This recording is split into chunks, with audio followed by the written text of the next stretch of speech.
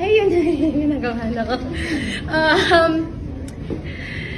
Guys, alam nyo, ako lang ang anak nila. So, I don't think na nararamdaman ng iba yung nararamdaman ko about this reunion kasi mixed emotions siya. But of course, nananaig yung happiness ko na, alam nyo, pangarap ko kasing makita yung parents ko na masaya na nag-uusap, nagtatawanan, magkasundo, magkaibigan.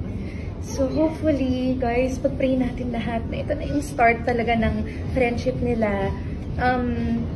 Hindi dahil gusto ko silang magkabalikan, don't get me wrong. Hindi na. Pero just para happy yung light lang. Pero teary-eyed ka. Of course, girl! Kasi parents ko yan eh. I always say, para sa lahat, it's a show. Pero para sa akin, guys, totoong buhay ko to.